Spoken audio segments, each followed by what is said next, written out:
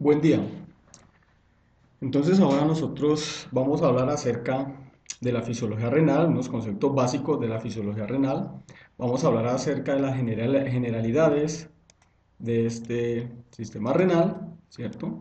Cuáles son los procesos básicos renales y vamos a hablar un poco de forma general también acerca de la filtración glomerular. Entonces lo que nosotros vamos a ver es inicialmente la importancia de esta función renal, ¿sí? ¿Cuál es la estructura básica de la nefrona, que es la unidad funcional del riñón? Y cuáles son esos procesos básicos renales. Entonces, nosotros tenemos que generalmente la función renal se reconoce básicamente por producir orina y pues que a través de la orina se excretan desechos. Claro, esa es una de las principales funciones del riñón, ¿sí? Pero el riñón o relacionado con el riñón nosotros podemos encontrar otro tipo de funciones y de forma general pues es mantener constante el ambiente interior, el ambiente del líquido extracelular en el cual están bañados las células del cuerpo humano, ¿sí? Facilita la eliminación de desechos, ¿cierto? Regula el volumen extracelular, el contenido de electrolitos y pH, y vamos a observar que básicamente esta función renal está dada por un par de estructuras con forma de frijol, ¿sí? Que es más o menos del tamaño de un puño, mmm, digamos, y también de forma general están ubicados al lado y lado, digamos, en la parte retroperitoneal, ¿sí? Entonces, dentro de estas funciones renales, nosotros vamos a encontrar que está muy involucrado, y es básicamente lo que nosotros vamos a estar hablando acá, en la regulación de los balances, bueno, más bien, la regulación del balance hídrico y electrolítico en el cuerpo. Es una, digamos, una de las principales funciones, regular ese medio interior en el cual están bañadas las células.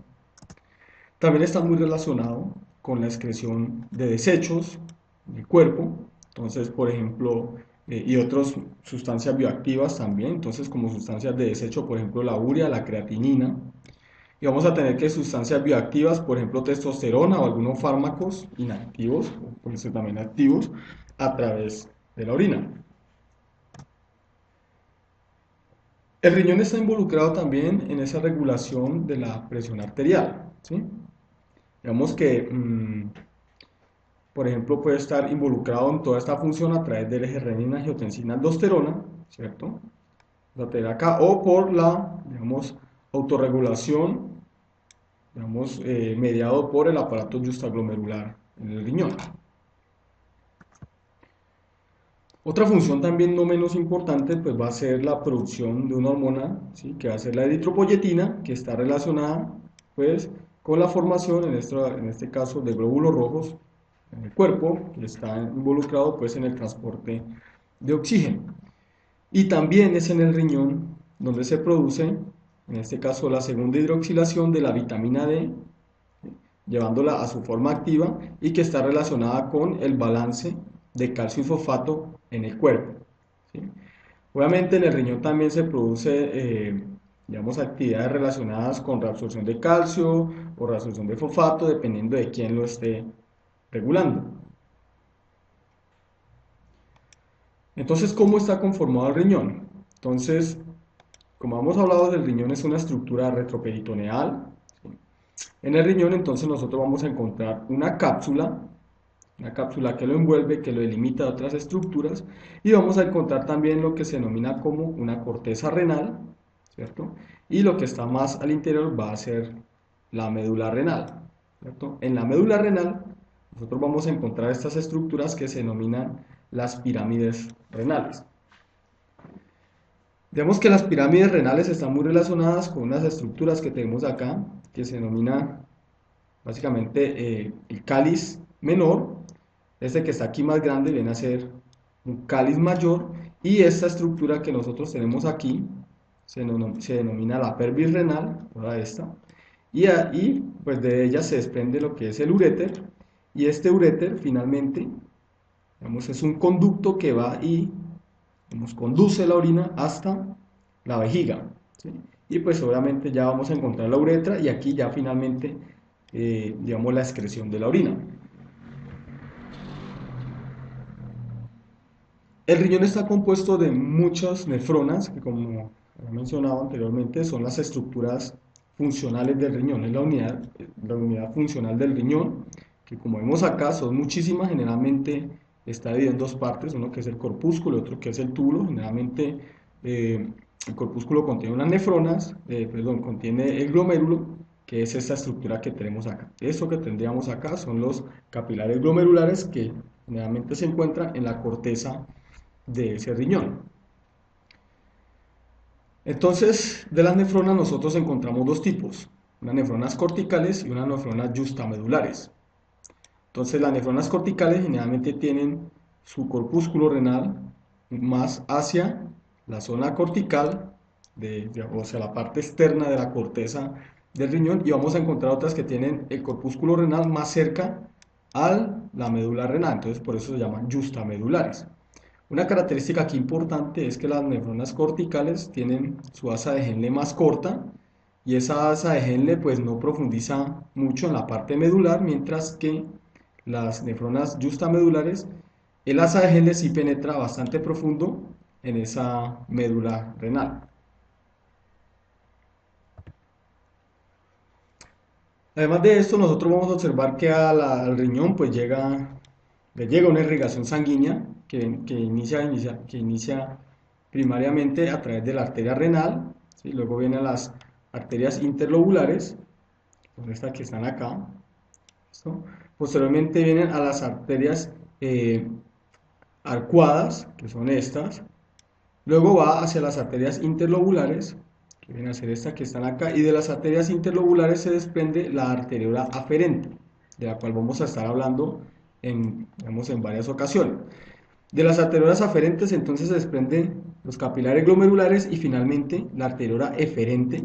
Y de la arteriola eferente entonces se forma en este caso, digamos, la vena interlobular, que sería esta, posteriormente la vena arcuada, sería esta, y finalmente me va a ir a dar origen o va a desembocar en la vena interlobular y finalmente a la vena renal. Entonces esa es la irrigación que se le realiza al riñón, sobre todo a los glomérulos, para que se den los procesos de filtración o de la sangre a nivel renal.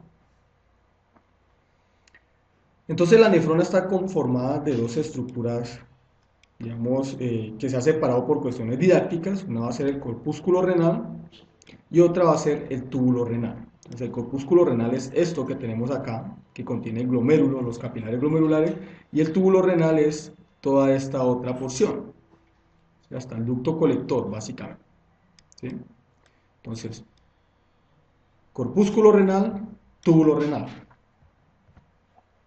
Entonces nosotros podemos encontrar en el corpúsculo renal que ese corpúsculo renal está conformado por una cápsula denominada la cápsula de Bowman, ¿sí? Esta cápsula de Bowman entonces contiene una capa parietal de esas células que lo limitan en la parte externa, y va a tener también una capa visceral, ¿sí? Que son, esa capa visceral está compuesta por unas células que se denominan los podocitos. Esos podocitos desprenden, digamos, de él se originan unas estructuras que van a formar los pedicelos y que hacen parte de, digamos, la membrana de filtración que vamos a ver posteriormente.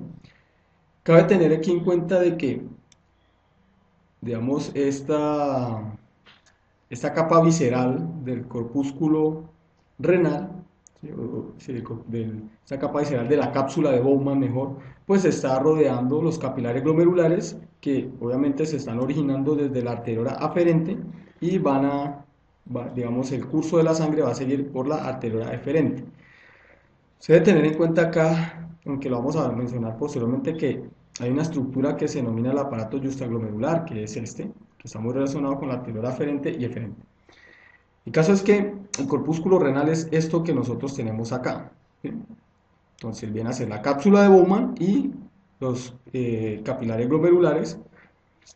Desde la cápsula de Bowman entonces se va a desprender, digamos, parte del túbulo renal, ¿sí? Aquí en esta porción, en estos capilares glomerulares y digamos, la capa visceral de la cápsula de Bowman, es donde se va a producir el ultrafiltrado.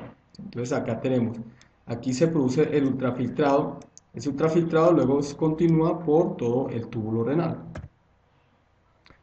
Entonces en ese corpúsculo renal nosotros vamos a tener la membrana de filtración. Entonces esa membrana de filtración de forma muy general se compone de esas células endoteliales que están fenestradas, que es esto. Vamos a tener también una lámina basal, muy importante aquí, de esas células endoteliales, y vamos a tener los pedicelos, que son una estructura formadas por los podocitos y conforman la rejilla de filtración. Obviamente en esas tres estructuras vamos a encontrar que aquí hay un glucocálice en las células endoteliales y aquí vamos a encontrar también unos protoglicanos que están implicados en estos procesos de filtración y pues que vamos a hablar más adelante. El túbulo renal entonces se origina desde esta porción, pues, justo desde la parte terminal, o este es su límite básicamente, que comienza el túbulo renal. Vamos a tener esta porción inicial, se denomina el túbulo contorneado proximal. Esto hasta aquí, eso está subdividido en algunos textos, lo mencionan como el túbulo contorneado proximal, el túbulo recto proximal. Luego viene el asa de Henle, que es todo esto que tenemos acá. Pero el asa de Henle se divide en una porción delgada, descendente, una porción delgada, ascendente, y una porción gruesa, ascendente. ¿Listo? Debemos tener en cuenta esto. Luego vamos a tener el túbulo contorneado distal, que es esto, eso también está subdividido en algunos textos, y posteriormente vamos a tener digamos, el ducto colector, ¿sí? Ducto colector hasta que va hacia, digamos, los ductos pilares. Esto que tenemos acá es una representación esquemática, vemos que nos dé una idea de cómo es la forma de él, pero la forma real es más como lo que tenemos acá, ¿sí? Aquí tenemos entonces el corpúsculo renal, ¿cierto? Es el que tenemos acá, y se origina todo el túbulo renal, que es esto que tenemos acá, pero ese túbulo renal entonces se relaciona nuevamente, digamos, por donde están insertadas o por donde están ubicadas las arteriolas aferentes y eferentes, ¿sí? No es de esta forma, sino que él hace un giro, ¿sí? Él hace un giro hacia el corpúsculo renal, es como si esta parte girara el asa de Henle y viniera hacia acá a relacionarse con esta estructura, que es lo que tenemos acá. ¿Sí? Él hace el giro de esta forma y aquí se relaciona formando el aparato justaglomerular y finalmente el ducto colectar. Esto es lo que más se aproxima a la realidad. Entonces, como característica básica, nosotros tenemos que en este túbulo proximal se reabsorbe alrededor del 65% de lo que se filtra. ¿Listo? Ese 65% pues viene a ser, por ejemplo, sodio, cloruro, bicarbonato, potasio, agua, glucosa y aminoácidos. Los aminoácidos y la glucosa se reabsorben en un 100%, eso lo veremos más adelante, y allí se hace secreción de algunas sustancias, ¿sí? Como por ejemplo protones o ácidos orgánicos y algunas bases. En el asa de Henle la porción descendente es una porción que es muy permeable al agua, entonces allí se reabsorbe agua. En la porción ascendente vamos a tener de que principalmente se reabsorben electrolitos, ¿sí? Aunque allí también se realiza secreción de protones. En el túbulo contorneado distal, en la parte inicial de ese túbulo, entonces nosotros vamos a observar también de que hay una reabsorción de electrolitos. Y en la parte, digamos, final del túbulo contorneado distal, digamos, suceden varias cosas. Se puede dar reabsorción de electrolitos, secreción de protones y potasio, ¿sí? Reabsorción de bicarbonato también de potasio. Y aquí es donde se realiza la reabsorción facultativa de agua, mediada por la hormona antidiurética, que es esto que tenemos acá. Y ya en el ducto colector, entonces en este ducto colector también está, digamos, tiene una función similar a lo que vimos justo en la porción anterior. Se reabsorbe sales, y aquí se produce reabsorción de urea, se produce reabsorción de bicarbonato, secreción de protones y reabsorción facultativa de agua mediada por hormona antidiurética. Entonces vamos a ver ahora los procesos básicos renales. Entonces, dentro de los procesos básicos renales, nosotros tenemos inicialmente, digamos, la filtración, ese proceso de filtración, eh, básicamente permite que digamos, a nivel renal de todo el riñón se filtren entre 100 y 125 mililitros por minuto. ¿Sí? Y básicamente allí se filtran todas las sustancias a excepción de grandes proteínas, como vamos a ver más adelante. Posteriormente, aquí se forma ese fluido tubular que entra al túbulo contorneado proximal y en toda digamos, a lo largo del túbulo nosotros vamos a observar procesos de reabsorción y de secreción, obviamente en diferentes proporciones dependiendo de en qué parte del túbulo renal nosotros nos encontremos. ¿Sí? Entonces vamos a tener el túbulo contorneado proximal, generalmente se da una reabsorción de agua del 65%, de sodio y de potasio similar. Vamos a observar que para la glucosa y aminoácidos, que son unas moléculas supremamente importantes, pues allí se reabsorbe en su totalidad y unas proporciones variables para otro tipo de moléculas. ¿Sí? Allí se hace secreción de protones, por ejemplo en este caso ion amonio, de urea, creatinina, esto en el túbulo contorneado proximal, o sea, hasta esta región. Luego vamos a tener el asa de Henle, entonces en el asa de Henle se reabsorbe agua, generalmente en esta porción descendente.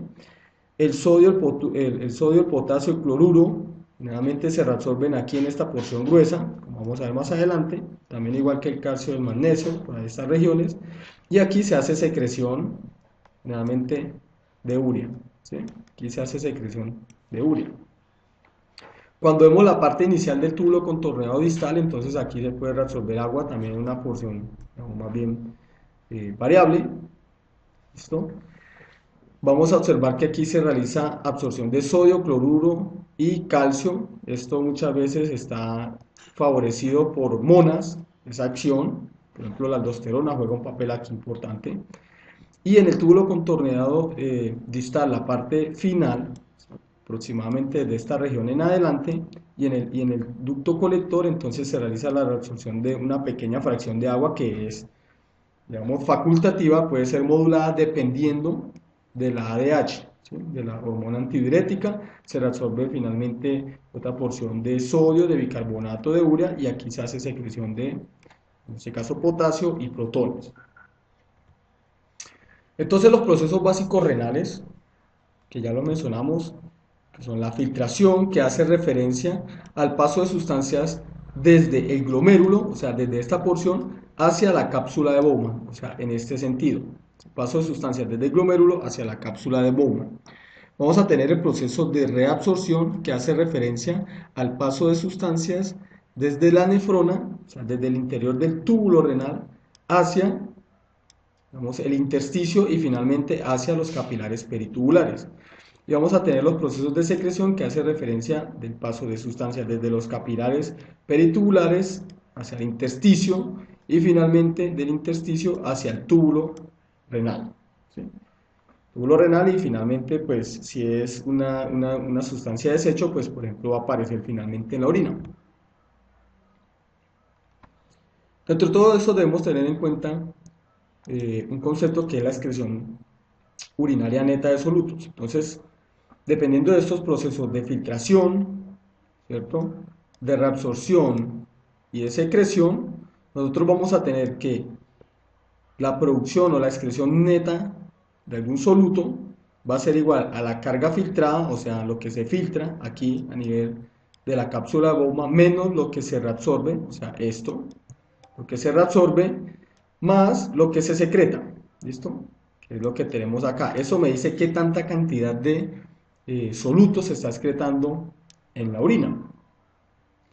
Obviamente, por ejemplo, digamos, en el caso del agua, pues, digamos, se puede tratar como una sustancia común y corriente. Entonces, si se filtran 125 mililitros por minuto y se reabsorben 124, entonces se va a excretar alrededor de 1 mililitro por minuto, o sea, 1,5 litros por día. Pero ¿qué sucede si el agua se ingiere en exceso? Entonces se va a filtrar más cantidad, se va a reabsorber la misma, digamos, proporción, más o menos 124, y esto pues, va a determinar de que la excreción va a ser alrededor de 6 mililitros por minuto, o sea, 8,6 litros por día. Eso puede ser muy variable la tasa de excreción de alguna sustancia. Entonces, dentro de los procesos básicos renales, vamos a hablar inicialmente de la filtración glomerular. Entonces, esta filtración glomerular mm, hace referencia a ese líquido, como lo hemos mencionado, que pasa desde los capilares glomerulares hacia la cápsula de Bowman, que entra a ese espacio capsular, y esto representa alrededor de 150 litros por día para las mujeres y 180 litros por día para los hombres. Como dato, entonces se tiene que alrededor del 99% o un poco más de todo esto que se filtra retorna a la sangre, de tal forma de que, digamos, en unas condiciones normales se producen entre 1 y 2 litros de orina por día. Como lo ha mencionado, entonces esa filtración glomerular se da gracias o se da a través de una membrana de filtración que está conformada por el endotelio, esos capilares glomerulares. Vamos a tener una lámina basal, ¿cierto? Y vamos a tener también, digamos, esas rejillas de filtración formadas por los podocitos, ¿sí? Básicamente. Pero entonces, ¿cómo se da la filtración a nivel de los capilares, digamos, capilares glomerulares? Generalmente la filtración se da gracias a, digamos, mm, unas presiones que existen allí, ¿listo? Y siguiendo el principio de las fuerzas de Starling, nosotros vamos a tener de que la presión de filtración neta, lo que vamos a tener acá, va a ser igual a una presión hidrostática, que viene a ser esta, una presión hidrostática glomerular, que favorece la salida de parte de ese plasma sanguíneo hacia el espacio capsular, ¿cierto? Eso es lo que sucede inicialmente, eso es la presión hidrostática glomerular. Obviamente aquí vamos a tener de que a medida que digamos, se va produciendo esa filtración, se va generando una presión sobre las paredes de la cápsula de Bowman que va a tender a devolver parte de ese fluido de nuevo al capilar. Entonces, esto va a ser la presión hidrostática capsular. Entonces, está en signo negativo porque tiende a devolverlo, ¿sí? O sea, no favorece la presión de filtración neta ni la formación de un fluido tubular. Y también vamos a tener una presión oncótica aquí que hace referencia a que cuando se va filtrando parte de ese plasma hacia el espacio capsular, entonces aquí vamos a tener que las proteínas plasmáticas se van a concentrar. Entonces, como las proteínas plasmáticas se concentran, ellas tienden ¿a qué? De nuevo a atraer parte de ese líquido, ¿sí? Parte de ese fluido lo tienden a atraer de nuevo hacia los capilares glomerulares. Y esa viene a ser la presión oncótica, o sea que digamos que esa tasa, esa presión de filtración neta va a depender de la presión hidrostática en el capilar glomerular, ¿cierto? Menos la presión, digamos, en este caso oncótica, que adquiere la sangre en ese momento, que tiende a, digamos, atraer de nuevo parte de ese fluido, menos la presión hidrostática capsular. En este caso no vamos a hablar de una presión oncótica aquí en el espacio capsular, o es básicamente cero debido a que en condiciones normales las proteínas no se filtran. Entonces allí su papel es insignificante o básicamente cero. Respecto a lo que sucede en los capilares sistémicos, lo que se ha observado es que básicamente esa tasa de filtración glomerular es mucho más alta que la tasa de filtración que se da en dichos capilares sistémicos, y eso es gracias pues a varios factores, ¿sí? Eh, Uno de estos factores son las células mesangiales que pueden modificar el área de filtración. Las células mesangiales son básicamente unas células que se encuentran, digamos, entre los capilares glomerulares, y ellas pueden contraerse o no, modificando dicha área de filtración, ¿sí? Otro factor es que la membrana de filtración es delgada y es bastante porosa, ¿sí? Es unas 50 veces más permeable que los sistémicos, y esto favorece una filtración glomerular pues aumentada. Y otro factor es que esa presión capilar glomerular es bastante alto, más o menos 55 milímetros de mercurio, justo aquí en la arteriola, digamos, aferente, ¿sí? En los capilares glomerulares, respecto a los 35 milímetros de mercurio que estarían en los capilares sistémicos. Eso permite que esa filtración glomerular sea mucho más alto respecto a esos capilares sistémicos, como había mencionado. Digamos que hay otros factores que afectan esa tasa digamos, de filtración glomerular, ¿sí? Sobre todo en cuanto a las partículas. Entonces, digamos, un factor que afecta la filtración de partículas, pues va a ser, digamos, el peso molecular, está relacionado con el tamaño. Entonces, entre más pequeña sea una sustancia, digamos, pues la filtración de esa sustancia va a ser la más alta, en este caso va a corresponder a 1. Vamos a observar aquí el sodio, tiene una tasa de filtración pues la más alta, y la glucosa se filtra libremente, básicamente, hasta la inulina, que es una molécula que se utiliza para estudiar esta filtración glomerular. Y ya cuando hay moléculas supremamente grandes, como mioglobina, ya esa filtración de esa sustancia comienza a decaer, ¿sí? Hasta las proteínas más grandes como la albúmina, que prácticamente no se filtran. Pero además del tamaño, digamos que también se tiene que la carga es un factor, digamos, decisivo a la hora de que una molécula se filtre o no, ¿sí? ¿Esto por qué?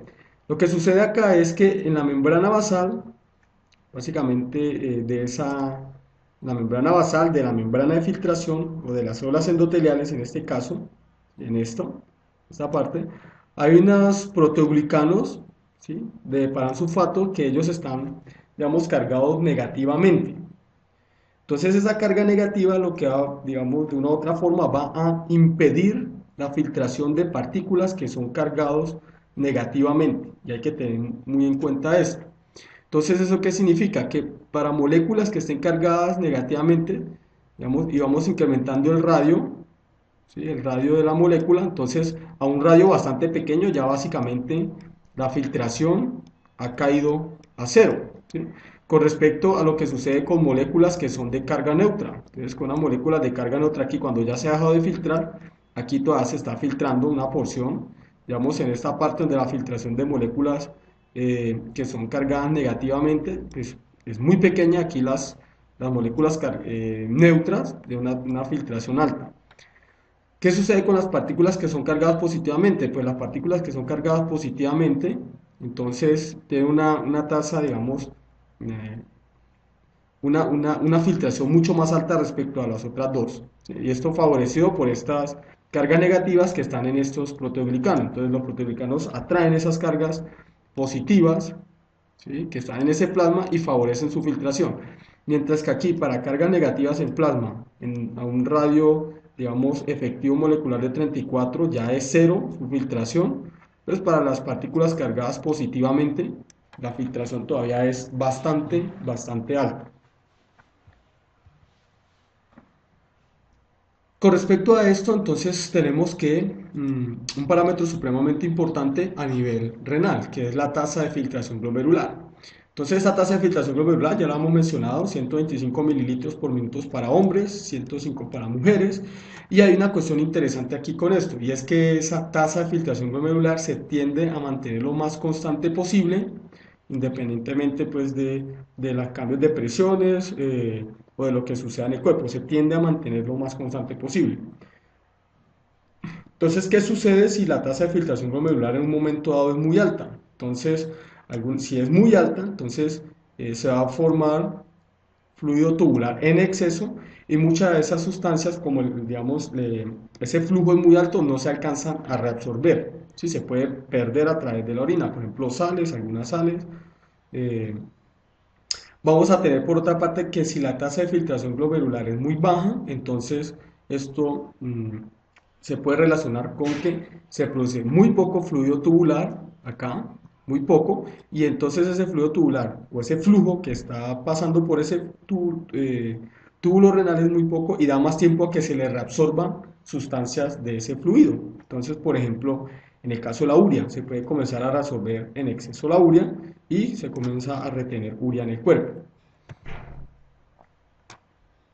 Resulta que esa tasa de filtración glomerular, entonces, es un parámetro que está regulado, y esa regulación puede ser de varias formas diferentes. Una por autorregulación, hay una autorregulación renal, digamos, debido a dos formas o dos vías diferentes, un mecanismo miogénico y una retroalimentación tubuloglomerular. La otra es una regulación neural, generalmente por el sistema nervioso autónomo simpático, es el principal implicado acá. Eh, por ejemplo, cuando hacemos ejercicio, entonces por vía simpática se produce vasoconstricción de las arteriolas aferentes, disminuyendo el flujo sanguíneo hacia el riñón y de esta forma, digamos, permitiendo de que ese flujo sanguíneo que iría para el riñón, pues pueda ir hacia el músculo, por ejemplo, ¿sí? Y también hay una regulación hormonal, entonces la angiotensina, ¿sí? Es un poderoso vasoconstrictor, disminuye la tasa de filtración glomerular. Vamos a tener el péptido natriurético atrial, lo que hace es relajar esas células mesangiales y favorece el aumento de la tasa de filtración glomerular. Entonces, el primero de los mecanismos de autorregulación renal, que es, digamos, el mecanismo miogénico, ese mecanismo hace referencia a, digamos, la respuesta de contracción que tienen las células de músculo liso de las arteriolas aferentes, que se da como respuesta a una elevación en la presión arterial. Entonces, en este caso, por ejemplo, se eleva la presión arterial, ¿cierto? A nivel de sangre. Esto de una u otra forma estira la arteriola aferente y pues obviamente también estira las células de músculo liso. Como respuesta, entonces, estas células se contraen y al contraerse, entonces disminuye la tasa de filtración glomerular, ¿cierto? Entonces, ¿qué quiere decir esto? Que así la presión arterial se incremente fuertemente, va a haber un rango, que vamos a observar acá, va a haber un rango en que esa tasa de filtración glomerular pues va a variar muy poco, y esa es la autorregulación dada por este mecanismo miogénico, ¿sí? Entonces, si la presión se incrementa mucho y estas células se ven estiradas, ellas se contraen y esto de una u otra forma mantiene esa tasa de filtración glomerular en un rango, digamos, lo más constante posible. El segundo mecanismo es el mecanismo de retroalimentación tubuloglomerular. Yo les había comentado al inicio de que aquí había una estructura que se denomina el aparato justaglomerular, que es donde se relaciona la arteriola aferente, la arteriola eferente y el túbulo renal. O sea, hay una región, básicamente, o unas células especializadas que se denominan de mácula densa y ellas están sensando la cantidad de iones sodio y iones cloruros en ese túbulo renal y pues digamos a partir de la cantidad que se esté sensando entonces se da una respuesta. Acá tenemos digamos en una mejor gráfico que es lo que está pasando acá. Entonces tenemos el rama ascendente gruesa del asa de Henle y una parte del túbulo distal. Aquí tenemos las celulitas de la mácula densa, ¿cierto? Entonces cuando aquí se sensa digamos poca cantidad de sal, digamos en el primer caso porque hay poco fluido tubular, entonces esto estimula a estas células de la mácula densa, ¿cierto? Y digamos, bueno, no directamente a las células de la mácula densa, sino a las células justaglomerulares a que produzcan renina. Ellas van a liberar renina y esta renina entonces va a favorecer la producción de angiotensina 2, el eje renina-angiotensina-aldosterona, en este caso la angiotensina 2, y esta angiotensina 2 es un vasoconstrictor bastante fuerte que al realizar su efecto pues incrementa la presión arterial y de una u otra forma favorece el incremento de la tasa de filtración glomerular. Entonces, por otra parte, si por ejemplo la cantidad de fluido tubular es muy alta, ¿cierto? Es muy alta, entonces mucho sodio se va a estar sensando por parte de estas células de la mácula densa, ellas despolarizan y al despolarizar entonces van a liberar adenosina y esta adenosina pues ese es un vasoconstrictor por ejemplo en la arteriola eh, aferente, que es esta que tenemos acá, la arteriola aferente, digamos, produce la vasoconstricción y esta vasoconstricción pues entonces lo que produce es disminución de la tasa de filtración glomerular. Entonces aquí tenemos los dos efectos que se tienen que se pueden tener como parte de esta retroalimentación tubuloglomerular. Aquí vamos a observar en la primera parte qué sucede cuando la tasa de filtración glomerular es alta y aquí cuando la tasa de filtración glomerular es baja, ¿sí? Entonces vamos a iniciar por este, ¿sí? Por este primero, este va a ser el segundo. Entonces, cuando tenemos una presión arterial alta, esto va a favorecer de que el flujo de sangre hacia los glomérulos sea alto y la presión en los capilares glomerulares también sea alta. Entonces, con estos dos parámetros altos, pues se va a favorecer de que la tasa de filtración glomerular sea alta. Esta tasa de filtración glomerular alta va a hacer que llegue mucho sodio a esas células de la mácula densa y estas células de la mácula densa pues despolarizan, lo que hacen es de una u otra forma secretar, ¿sí?, adenosina, y esta adenosina pues va a jugar un papel importante en la constricción de la arteriola aferente.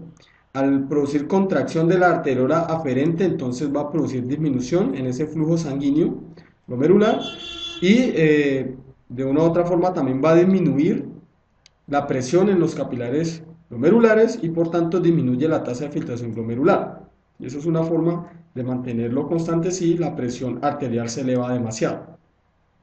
¿Qué pasa cuando la presión arterial se cae también abruptamente? Por ejemplo, en el caso de una hemorragia o una deshidratación. Entonces la tasa de filtración glomerular cae, ¿sí? Perdón, en este caso es la presión hidrostática en los capilares glomerulares caen y esto induce una caída en la tasa de filtración glomerular.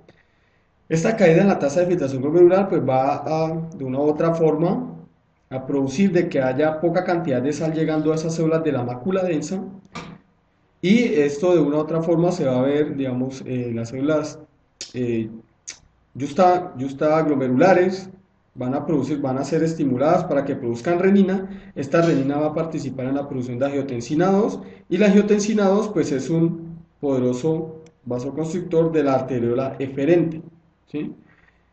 Al producir vasoconstricción de la arteriola eferente, entonces incrementa la tasa de filtración glomerular, pero también es vasoconstrictor en general, ¿sí? Digamos, en las arteriolas, en las arterias generales, y eso también incrementa la presión arterial sistémica. Entonces, ya con esto, digamos, mm, cuando se produce esta caída, por otra parte, se disminuye la resistencia de la arteriola aferente, tengan cuidado con esto, eferente aferente, y esto pues favorece el incremento de la presión hidrostática en el capilar glomerular y el incremento de la tasa de filtración glomerular. Cuando nosotros hablamos de la regulación a nivel neural o nervioso, entonces vamos a hablar principalmente de la parte simpática, ¿sí? La parte simpática está muy, digamos, o es muy importante cuando se produce una respuesta de lucha-huye, ¿sí? Generalmente la inervación, digamos, se da a todas las arteriolas que están aquí involucradas a nivel renal y esto lo que favorece es disminución del volumen de orina a través de la vasoconstricción mediada por receptores alfa 1. ¿Listo? Entonces, cuando nosotros estamos en una activación simpática, una respuesta de lucha-huye, pues esa sangre que generalmente va hacia el riñón, pues permite ser movilizada hacia otros órganos, pues para, digamos, por ejemplo, hacia el músculo, favorecer la oxigenación o la llevada de nutrientes o la eliminación de desechos desde el músculo. Regulación vía hormonal. Entonces, por regulación vía hormonal tienen varios tipos de hormonas, por ejemplo, la angiotensina 2, ya lo hemos visto ahora, disminuye la tasa de filtración glomerular al producir vasoconstricción de las arteriolas eferentes. ¿Listo? Vamos a tener el péptido natriurético arterial, que digamos en este caso incrementa la tasa de filtración glomerular cuando produce relajación de esas células mesangiales, y hay otros varios tipos de hormonas, por ejemplo la norepinefrina cuando está funcionando como hormona, entonces disminuye la tasa de filtración glomerular, la epinefrina también o adrenalina, la endotelina que es un poderoso vasoconstrictor también tiene el mismo efecto. La angiotensina 2 pues toca mirar a ver, aquí tenemos que previene la caída de la tasa de filtración glomerular, ¿sí? El óxido nítrico incrementa la tasa de filtración glomerular y las prostaglandinas también.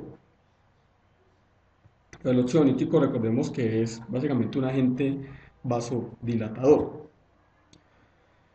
Entonces vamos a ver ahora lo que son los procesos básicos renales de reabsorción y secreción tubular.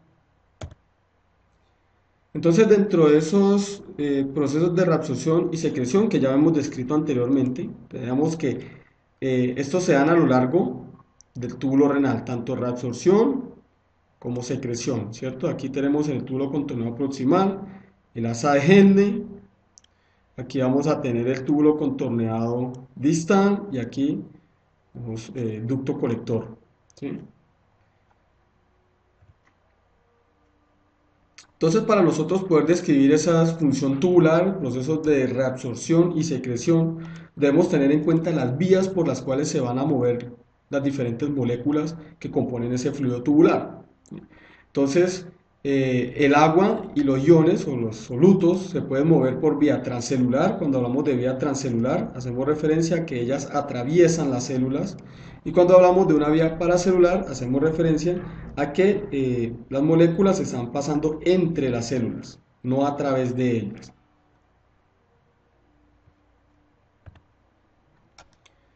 Entonces, esa función tubular pues está afectada por diferentes tipos de hormonas, hay bastantes allí, dependiendo, eh, por ejemplo, de en qué porción del tubo estemos, entonces, pues puede realizar una función determinada. Entonces, por ejemplo, aquí vamos a tener la angiotensina 2, puede tener un efecto a nivel del túbulo contorneado, en este caso proximal, la Sangele, que vamos a tener la aldosterona para reabsorción de sales, secreción de potasio, aquí también vamos a tener la aldosterona jugando, ¿sí? Por ejemplo, o la hormona antidiurética para reabsorción de agua, aquí vamos a tener aldosterona, hormona antidiurética, el péptido favorece la reabsorción de agua y de algunas sales, el péptido natriurético atrial, entonces en este caso disminuye esa reabsorción de agua, también de sales, vamos a tener algunos fármacos como las tiacidas que disminuyen esa reabsorción, por ejemplo, principalmente electrolitos, la furosemida que también inhibe la reabsorción de sal, ¿listo? La dopamina, por ejemplo, aquí inhibe la reabsorción a nivel del túbulo contorneado proximal. Y así hay, digamos, otros tipos de hormonas, por ejemplo, la hormona paratiroidea, que la habíamos visto, generalmente en el túbulo proximal, entonces favorece la reabsorción, en este caso de fosfato y de calcio, ¿sí? Perdón, aquí la reabsorción de calcio y la excreción de fosfato. ¿Listo? A tener en cuenta esto. Entonces, ¿qué sucede en el túbulo proximal? ¿Cómo se dan estos procesos de transporte? Entonces, en el túbulo proximal, lo que nosotros tenemos es que estas celulitas, por ejemplo, en el caso, estas celulitas pues tienen unos bordes picales en forma de cepillo bastante pronunciado y está relacionado con esa función que ellas tienen, que es reabsorber la mayor proporción del fluido tubular, ¿sí?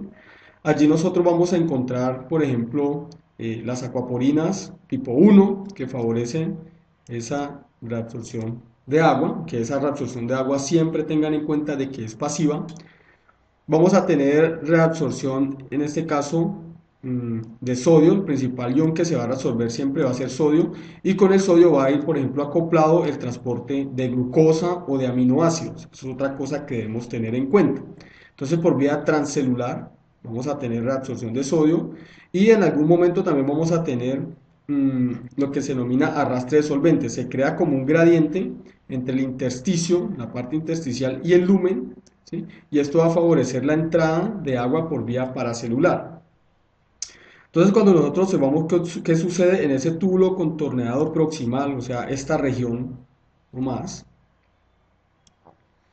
observamos que aquí esto me está indicando cuál es la concentración del fluido tubular respecto a la concentración plasmática. Entonces, el fluido tubular justo en el espacio capsular pues va a ser 1, va a ser la misma concentración, pero a medida que, por ejemplo, en este caso aminoácido y glucosa van viajando por ese túbulo contorneado distal, pues básicamente se va reabsorbiendo en su totalidad y la concentración va a ser muy pequeña.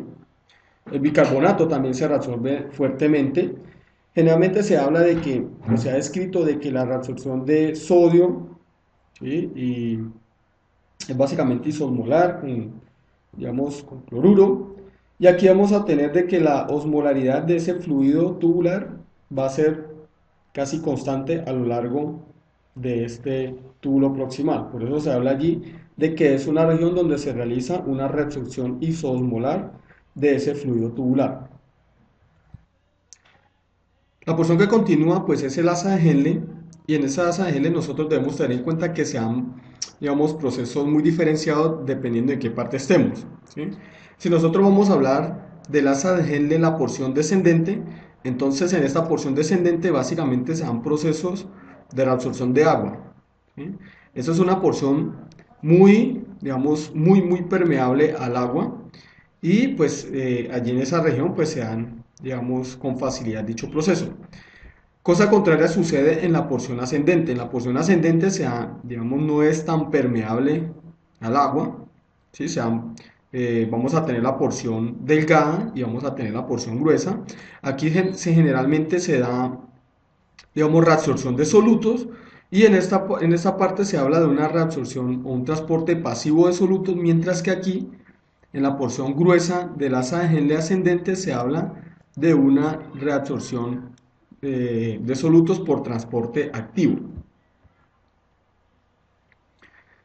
Entonces en el asa de Henle descendente, básicamente esa reabsorción de agua se da gracias a que en la parte, en el intersticio medular, hay un gradiente osmótico que favorece la salida del agua desde digamos, el túbulo renal hacia ese intersticio. ¿Listo? Es muy importante tenerlo en cuenta. Mientras que en el asa de Henle, porción gruesa, nosotros vamos a observar varios tipos de pues, transportadores allí. Entonces vamos a tener antitransportadores de sodio protones que favorecen la reabsorción de sodio, y por otra parte vamos a tener un cotransportador de sodio potasio cloruro que va a favorecer la reabsorción de estos tres iones hacia el interior de la célula. Obviamente se debe tener en cuenta siempre de que esto va a estar de una u otra forma energizado por las bombas de sodio potasio en la membrana vasolateral. Esto es el, digamos, la luz del túbulo renal, ¿cierto? Esto que tenemos acá, esto es la luz del túbulo renal, y esto es la membrana vasolateral, toda esta que tenemos acá, la membrana vasolateral. Entonces en la membrana vasolateral nosotros encontramos la bomba de sodio-potasio que genera ese gradiente de sodio al interior de la célula respecto a lo que se tiene en el túbulo renal, y por esto el sodio tiende a entrar, y gracias a ese gradiente pues se favorece la entrada de otros iones.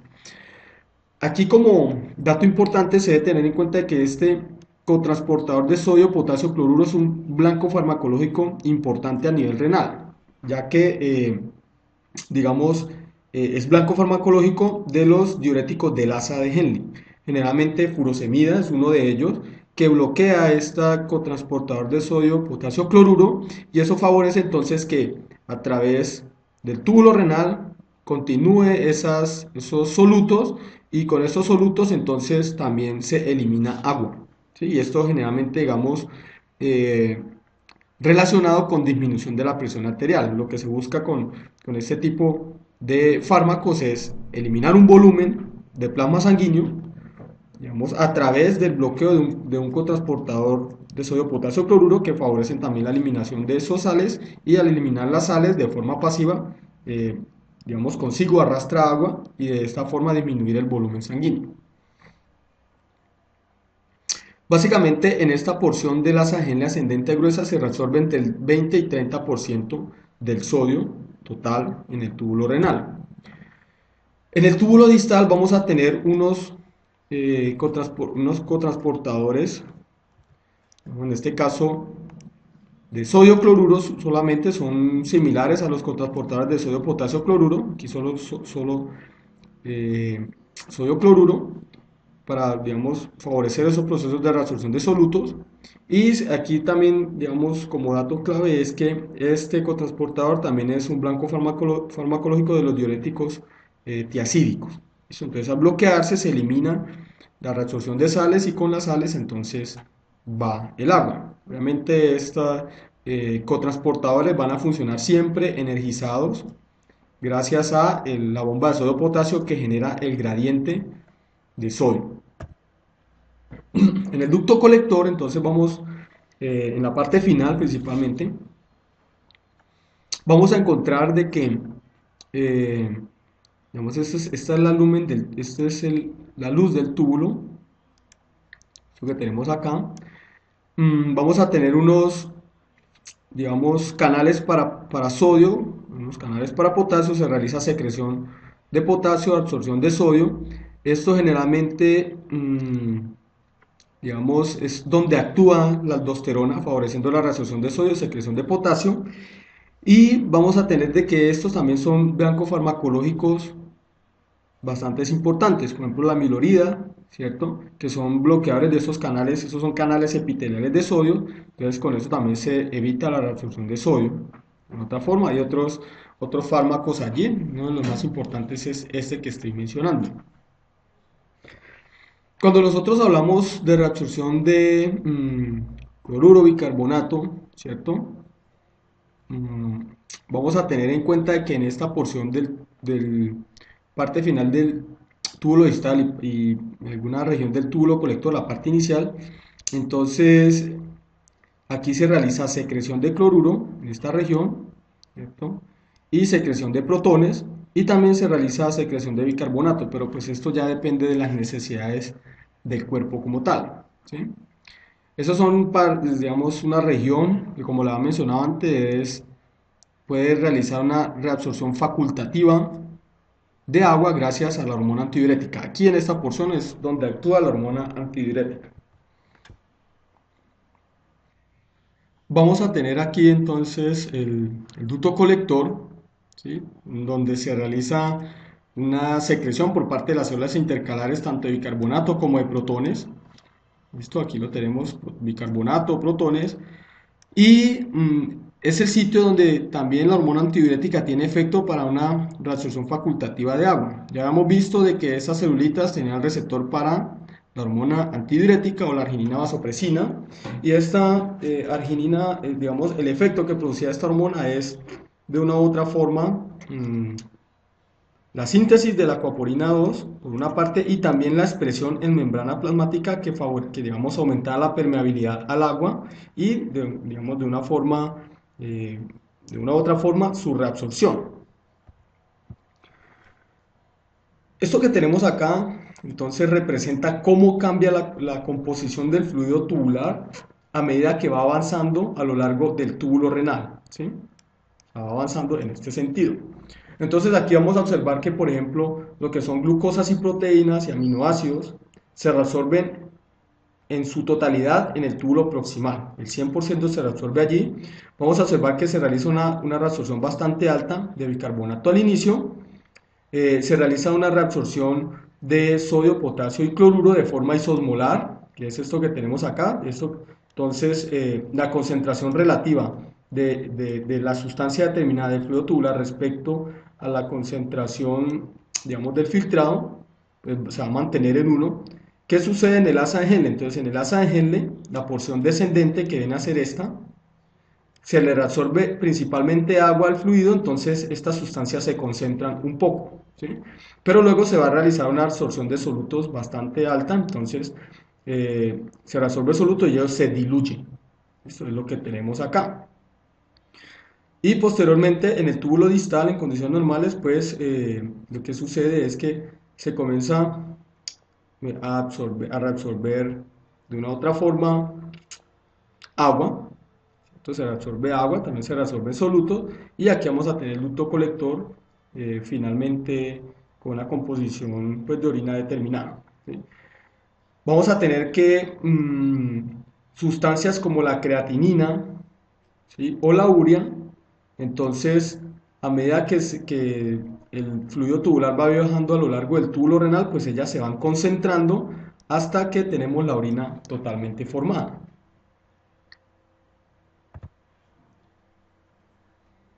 Ahora vamos a ver cómo es el proceso de formación de la orina. Entonces, estos procesos de la formación de la orina mmm, básicamente tienen en cuenta el gradiente osmótico que se ha formado en el intersticio medular. ¿Sí? Ya habíamos hablado que generalmente el asa de Henle, el túbulo renal, digamos, esta asa de Henle está en un gradiente osmótico, sometido a un gradiente osmótico, y eso es lo que permite de una u otra forma la reabsorción de agua hacia ese espacio intersticial a nivel renal, en la médula renal. Generalmente, digamos, este proceso de formación de la orina implica de que los solutos se reabsorben muchas veces de forma activa secundaria y el agua se mueve de forma pasiva. ¿Sí? Entonces, vamos a mirar cómo es esa formación de la orina, iniciando con la formación de la orina hipoosmótica. Entonces, la formación de la orina hiposmótica es más bien fácil de entender, ¿sí? Es relativamente fácil de entender. Lo que va a suceder digamos, en el túbulo renal es reabsorber solutos sin necesidad de reabsorber mucha agua. ¿Listo? Esto es lo que sucede principalmente allí. Y también se debe tener en cuenta de que debe haber ausencia de hormona antidiurética. O sea, la hormona antidiurética no va a actuar en estos eventos de formación de orina hiposmótica y generalmente juega las nefronas, digamos, corticales. Entonces, en este caso, el fluido tubular entra por el túbulo renal, ¿sí? A una osmolaridad igual a la del plasma sanguíneo. La osmolaridad del plasma sanguíneo ya la hemos mencionado en alguna oportunidad, son aproximadamente 290 a 300 miliosmolar. Entonces lo que sucede acá es que en el asa de Henle descendente entonces se reabsorbe una porción de agua, ¿cierto? Normal, porque hay una diferencia, aquí hay un gradiente osmótico, aquí hay un gradiente osmótico entre esa médula y el fluido tubular. Pero ¿qué sucede en esta porción del asa de Henle ascendente? Entonces en el asa de Henle ascendente lo que se va a realizar es prácticamente reabsorción de solutos y de hecho en esta porción que se denomina la porción de dilución del túbulo renal, porque si observamos acá se le reabsorbe tantos solutos que la orina queda con una osmolaridad baja, o sea queda diluida. ¿Qué sigue posteriormente con este fluido tubular? A medida que va viajando por el ducto colector, pues se sigue reabsorbiendo principalmente solutos. ¿Listo? Eso no significa que el agua no se reabsorba, se reabsorbe en muy pocas cantidades, principalmente solutos, de tal forma de que la osmolaridad de ese fluido va disminuyendo hasta una osmolaridad final de 60 miliosmolar. O sea, puede estar diluido más o menos unas 5 veces. ¿Sí? La osmolaridad del plasma sanguíneo o del filtrado inicialmente van a ser 300 y la orina que se produce es de 60, o sea, una orina bastante diluida. Por otra parte, entonces, la producción de la orina hiperosmótica implica de que básicamente se reabsorba el agua desde el túbulo renal y se deje en ese túbulo renal básicamente todo el soluto. ¿Listo? Eso es una cuestión importante. Para que se produzca esa reabsorción de agua, entonces se requiere de que haya algún tipo de gradiente osmótico, un ambiente hiperosmótico que va a estar, digamos, en la médula renal o en el intersticio de la médula renal y va a favorecer que el agua se mueva desde el lumen del túbulo renal hacia ese intersticio. ¿Sí? Eso es una cosa que debemos tener bien claro. Vamos a hablar ahora de cómo se genera ese gradiente hiperosmótico. Y básicamente el ambiente hiperosmótico se genera en esa intersticio de la médula renal gracias a digamos, a esos cotransportadores de sodio, potasio, cloruro que están allí en el asa de Henle porción ascendente. Entonces vamos a ver cómo se forma el gradiente osmótico en la médula renal. Para poder entender cómo se forma este gradiente, antes de mirar cómo se forma digamos, la orina concentrada, ¿sí? Entonces vamos a tener en cuenta de que estos cotransportadores que se encuentran aquí, de sodio, potasio, cloruro, son capaces de generar un gradiente osmótico de hasta 200 miliosmolar. Eso es importante. El gradiente osmótico que está en la médula renal puede llegar hasta 1200. Esa es la máxima osmolaridad a la cual se puede concentrar la orina. ¿Sí? Puede llegar hasta 1200. Pero entonces, ¿cómo unas proteínas, estos cotransportadores que solamente generan unos gradientes de 200 miliosmolar máximos, pueden generar una orina de 1200 miliosmolar? Entonces aquí entra, digamos, a jugar algo que se conoce como digamos, el multiplicador en contracorriente, que está relacionado con esta estructura del asa de Henle, digamos, en forma de bucle en este caso. Y eso es muy importante para poder entender el proceso. Entonces, ¿qué sucede acá? Lo que sucede acá es que, digamos, inicialmente vamos a suponer que todo inicialmente está a una misma osmolaridad, la osmolaridad del plasma sanguíneo, o sea, 300 millimolares, y que los cotransportadores de sodio, potasio, cloruro en este momento están inactivos. ¿Listo? Todo está en equilibrio inicial. En un momento dado, entonces nosotros vamos a activar los cotransportadores de sodio, potasio, cloruro. Entonces, para que se genere el gradiente entre este punto y este punto de 200 millimolares, entonces va a pasar más o menos 100 de acá para acá. Aquí quedan 400. Entonces pasa de 300 a 400 y aquí de 300 pasa a 200, ¿sí? Que es lo que tenemos acá. ¿Listo? Entonces así se genera un primer paso. Entonces el soluto pasa desde el túbulo renal hacia el intersticio gracias a los cotransportadores de sodio, potasio, cloruro, y ese intersticio entonces se vuelve, digamos, va a adquirir una osmolaridad mayor respecto a lo que está en el fluido tubular. Recordemos que el asa de Henle descendente es permeable al agua, entonces el agua va a tenderse a mover hacia el lugar donde estén más concentrados los solutos. Entonces el agua se mueve hacia esta porción y entonces los solutos en esta porción del asa de Henle descendente se van a concentrar más, ¿sí? Entonces pasan de una osmolaridad de 300 a una osmolaridad de 400. Y vamos a decir de que eso que sucedió allí es el primer paso de formación del gradiente osmótico y de concentración de ese fluido tubular. ¿Qué sucede posteriormente? Entonces vamos a suponer que obviamente ese fluido no es estático, sino que él se va a mover. Entonces él al moverse, vamos a tener de que se mueve 1, 2, se va a mover 1, 2, 2 pasos, se va a mover 2 pasos. Entonces ese 300 que estaba acá va a pasar acá, ¿cierto? Va a pasar acá y va a pasar hasta acá y los 400 que están acá pasan acá y estos dos que están acá van a pasar acá, que es lo que tenemos, ¿sí? O sea, estos llegan a ser 300, estos 400 que están acá van a pasar acá, a donde están los 200, que es lo que observamos acá, y el resto va. ¿Listo? Entonces quedamos en esta nueva condición. Entonces en esta condición, si nosotros miramos el intersticio medular y cada una de las porciones vamos descendiendo, entonces en esta porción está equilibrado la osmolaridad, en esta porción está equilibrada, pero en esta porción observamos de que no, de que ese equilibrio, digamos, que da los cotransportadores de sodio, potasio, cloruro del gradiente de 200, ¿cierto? Aquí ya está el gradiente de 200 miliosmolar en esta porción también, en esta porción no. Entonces, ¿qué va a suceder? Soluto que está acá en el asa de Henle ascendente en esta porción va a pasar hacia ese intersticio medular y lo mismo va a suceder acá. Entonces, pasa ese soluto hacia esta región, ¿sí? ¿Qué sucede posteriormente? Entonces, a medida, digamos, en este caso para equilibrarlo, ¿cierto? Para equilibrarlo no, sino para generar el gradiente de 200, entonces se va a mover alrededor de 100 para este punto, entonces vamos a tener 500 y aquí 300. ¿Listo? Aquí 500, 300. mm, y aquí ya está generado el gradiente. ¿Sí? Entonces, si, bueno, aunque aquí lo muestran de que se forma un gradiente, pero pues aquí quedaría en 200, 200 y aquí 400.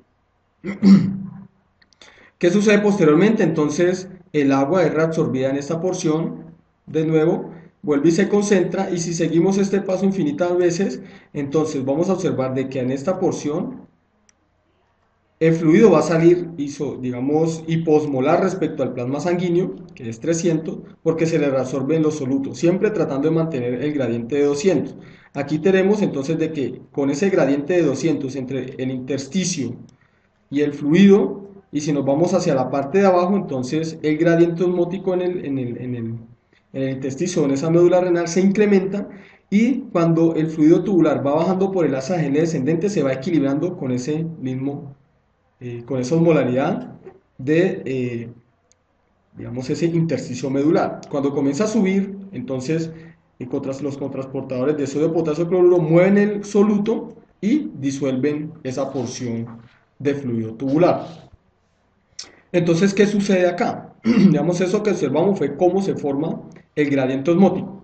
Entonces, ahora sí, ¿qué sucede cuando se va a formar la orina concentrada? Entonces, la orina concentrada, para la formación de la orina concentrada, es muy importante que haya presencia de hormona antidiurética, ¿sí? La hormona antidiurética entonces aumenta la permeabilidad del agua, sobre todo en la parte del túbulo contorneado proximal, la parte terminal y el ducto colector. El ADH está jugando allí muy importante, en un papel muy importante en esta región. Digamos que en esta formación de orina concentrada juegan un papel también muy importante las nefronas justamedulares, que las habíamos mencionado inicialmente, ya que su asa de Henle penetra hasta lo más profundo de la médula renal. Entonces, en este caso, cuando el fluido tubular va por ese túbulo renal, en el asa de Henle descendente, entonces se le realiza reabsorción de agua, los solutos se concentran hasta la osmolaridad que tenga, digamos en este caso, la médula renal. ¿Listo? Cuando comienza por la parte del asa de Henle ascendente, entonces se va a reabsorber principalmente solutos, similar a lo que sucedía con la formación de orina diluida. Y vamos a observar acá que en el túbulo contorneado distal, en la parte inicial, la osmolaridad va a ser la misma. Pero ¿qué sucede posteriormente? De aquí para acá entonces comienza la reabsorción de agua facultativa mediada por la hormona antidiurética, que va a permeabilizar todo ese túbulo renal al agua. Entonces, a medida que el fluido va pasando y por el gradiente osmótico que hay entre el interior del túbulo y el exterior, entonces en un momento dado puede comenzar a reabsorberse agua. Entonces, en este caso aquí estamos en 300, aquí está, digamos, a igual osmolaridad. Cuando el fluido tubular llega a esta porción, pues ya hay un gradiente, entonces el agua se mueve.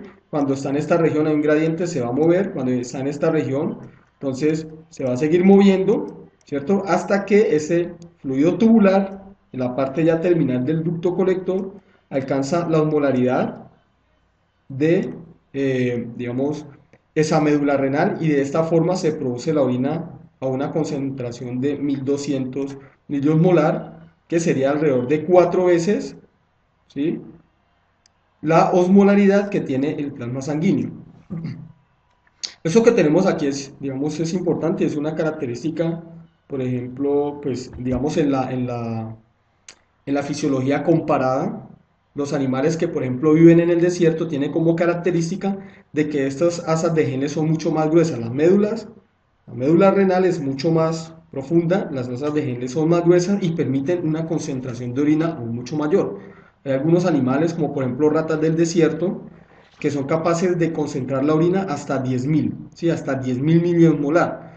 Y si vamos a observar, por ejemplo, ya animales que viven en zonas más húmedas, por ejemplo, digamos una rana, la rana, estas asas de genes son muy cortas, ¿sí?, y básicamente esa orina que ellas producen está a una osmolaridad cercana a la del plasma sanguíneo, más o menos en 300. O sea que esos animales, si usted los saca de su ambiente húmedo a un ambiente un poco más seco, simplemente se deshidratan muy rápido porque la pérdida de agua a través de la orina es muy, muy alta, ¿sí?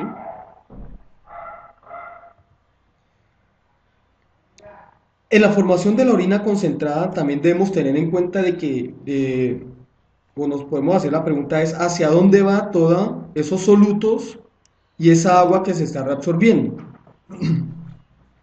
Entonces no debemos olvidar de que ese túbulo renal está básicamente rodeado por otras, digamos, unos vasos sanguíneos que se denominan los capilares peritubulares, y en los, digamos, en las nefronas justamedulares, pues van a ser los vasos rectos.